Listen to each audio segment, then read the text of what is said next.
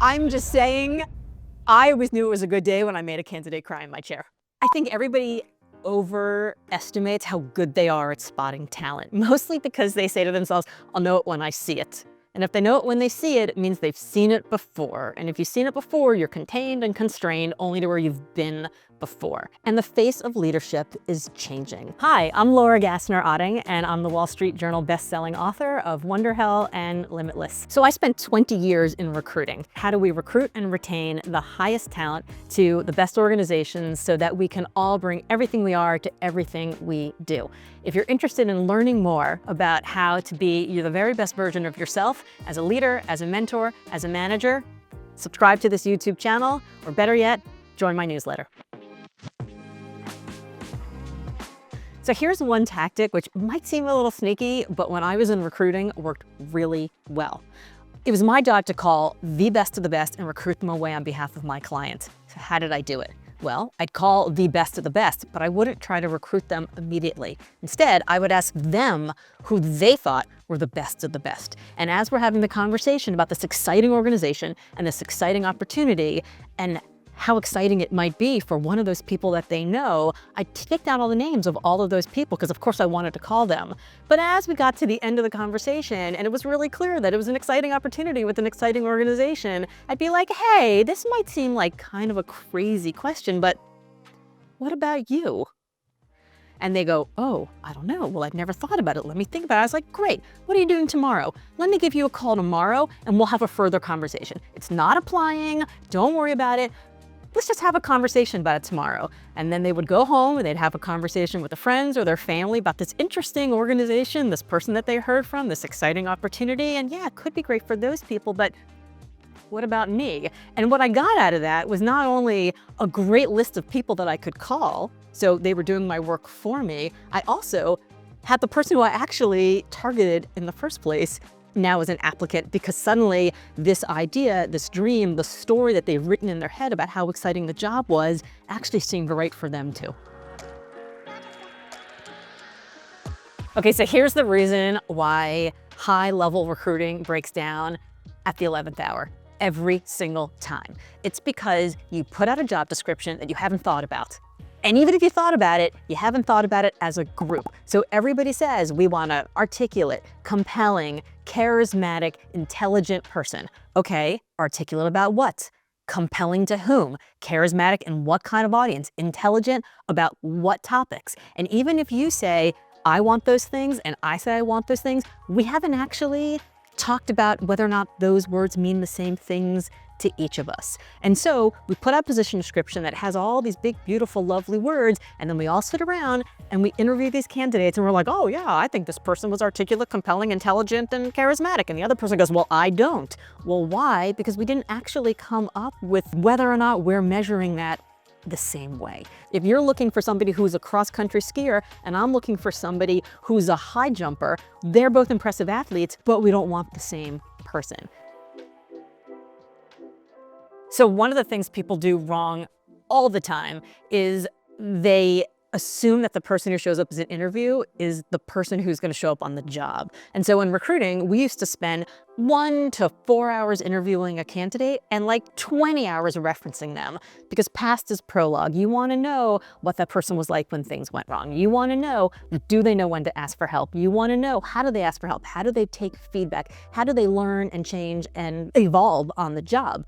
But you're not going to get that in the interview. And so if you're just assuming that the person who comes in for the interview is the person who's going to come in for the job, you're going to be very disappointed for the person who comes in for the job.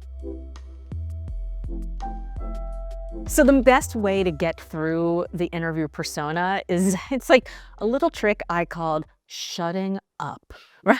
So people come in and they expect to get a certain set of questions, and then they expect to give a certain set of answers. And so if you stop and you just wait for a while and there's that like awkward silence they will start talking. And when they start talking, they will start telling you all the things that they didn't prepare and they weren't expecting to talk about. And that's when you really start to listen. You hear maybe where they start to tell an answer and then they're like, oh, let me backtrack a different direction. And you're like, oh, I got to follow up on that. Or you ask them a follow-up question, or maybe 2 or 3 follow-up questions. Even if you don't deeply care about where you're going, you just want to see where they get to when they're not rehearsed.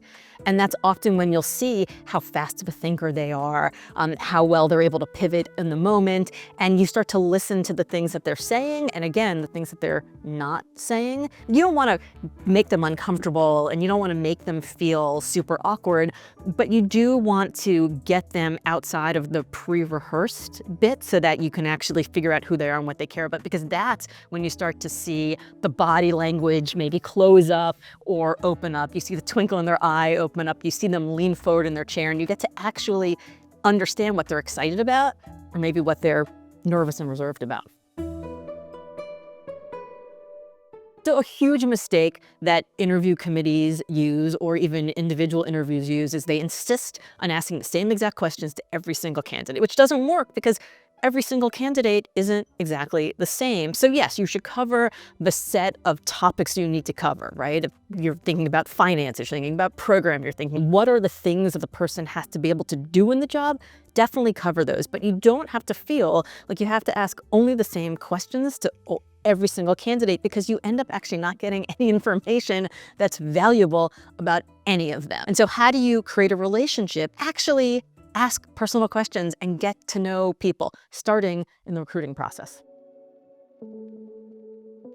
So you're in the room, you've got the candidate across from you. I like to start from my days in recruiting by actually asking them about themselves, not about the job, not about what's on the resume, but I like to ask them things like, so where did you grow up? Or tell me, when they start telling you, I grew up, in Ohio with my grandmother's house. You're like, oh, tell me about your grandmother, right? Ask them questions about the people who they mention. Ask them questions about, was there a parent, a teacher, a mentor, a coach, somebody who instilled some values into you that you still hold dear today? They start talking about that person. They start talking about those values. You're getting to know them a little bit better. I might actually ask them if it's around the new year or it's right before the holidays. What are you looking forward to this holiday season? Or do you have any big summer plans? Just in that sort of small talky getting to know you before you're in the interview itself, you can actually break through and actually see them. And this does a couple of things. First, it creates more of a relationship. It creates more of sort of a friendlier exchange. You get to see what their voice really sounds like when they're talking as a real person, so that when they go into interview voice, you know that you're losing some piece of them. You also get to see the way that their eyes twinkle when they get excited, and you get to get this early read of their body language, so that every time you lose it, you can start pulling it back to make sure that you're actually getting real answers from them again. When the person shows up on day one, you're like, great, hooray, they're here. But we used to joke around in recruiting that it wasn't a successful recruitment until the person turned up on day 2. So how do you give them a good experience on day 1? You figure out, what are they gonna do the minute they walk in the door? Where do they go? Who's greeting them? Where do they sit? Do they have a login code for the computer? Do they have business cards? Is there a plant in their office? Do they know where lunch is? Is there a snack room?